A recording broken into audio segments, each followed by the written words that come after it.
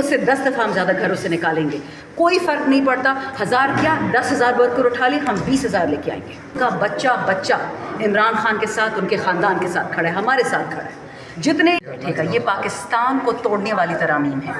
جو آدمی ان ترامیم میں بیٹھے گا, ان کو جو ہسٹری میں جو انشاءاللہ آگے ہوگا, عوام جو ان کا حال کرے گی. پہلے تو غربت سے لوگوں کو مار دیا, اب زیادتی سے, ظلم سے, فسطائیت سے مارنے کی کوشش ہو رہی ہے. جو بلوچستان میں, جو فاٹا میں, جو نارتھ سندھ میں, جو سدرن پنجاب میں ہوتا تھا, اب یہ چاہتے کہ پورے پاکستان میں فسطائیت ہو. جو ڈاکٹر یاسمین کے ساتھ کر رہے ہیں, جو عمر چیمہ کے ساتھ کر رہے ہیں, جو خان صاحب کے ساتھ کر رہے ہیں, جو خان صاحب کی بہنوں کے ساتھ کر رہے ہیں, دے وانٹ کہ اس پہ لیگل کور آ جائے. وہ ہم ہونے نہیں دیں گے انشاءاللہ.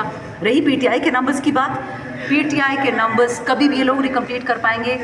مولانا صاحب کا آپ نے پوچھا نہیں, میں ویسے ہی بتا دیتی ہوں, بہت شاطر سیاستدان ہے, وہ کبھی بھی اپنی پارٹی کو اس گن میں نہیں حصہ لینے دے گا. حکومتی رہنما آپ کے ساتھ رابطے میں ہیں کچھ؟ میں تو جی کور کمیٹی, پولیٹیکل کمیٹی میں نہیں ہوں, مجھے کچھ نہیں پتا کون کس سے رابطے میں. مجھے اتنا پتہ ہے کہ ہمارے جتنے ایم این ایز ہیں الحمدللہ سب سیف ہیں, سب پروٹیکٹڈ ہیں. اور ان کو تو جتنا یہ لوگ ٹارچر کر رہے ہیں, 2 خواتین ہماری ایم این ایز کو, زرتاج کو تو جیل میں لے گئے تھے, ایک ہماری ایم این اے بیچاری فیملی وے میں ہے, اس کے پیچھے پہنچ گئے لاجز میں کہ جی پی ایم آپ سے ملنا چاہ رہا ہے, پی ایم آفس سے میں آیا ہوں. وہ جھوٹ کہہ رہا ہے, سچ کہہ رہا ہے, ہمیں کیا پتا. دوسری ہماری ایم این اے ہے, ان کے والد صاحب کا انٹسٹائنس کا آپریشن ہوا, ہسپتال سے اٹھا کے تھانے میں لے گئے کہ بیٹی سے کہو کہ خان کو ووٹ نہیں دے گی, بلاول کو دے گی. کیوں دے گی بلاول کو وہ ووٹ؟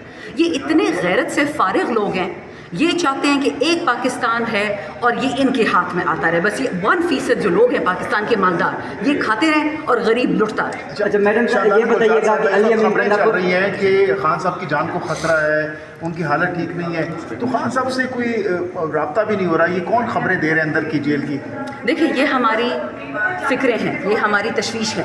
آپ کیوں ایک آدمی کو غیر آئینی طریقے سے سزا دے رہے ہو؟ اس نے کیا ہے, وہ تو جیل میں 1.5 سال سے بیٹھا ہوا. آپ فیملی کو نہیں ملنے دے رہے ہو, بہنوں کو بھی اٹھا کے لے گئے, آپ ڈاکٹرز کو بھی نہیں ملنے دے رہے. اگر آپ کو چھپانا نہیں ہے تو ڈاکٹرز کو ملنے دے, وکیل سے کیوں نہیں ملنے دے؟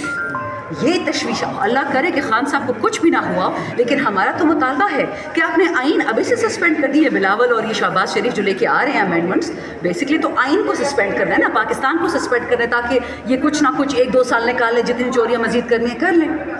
خان صاحب کے ساتھ یہ کس قاعدے, کس قانون, کس ضابطے کے تحت انہوں نے ان کو انڈر گراؤنڈ کر دیا ہے؟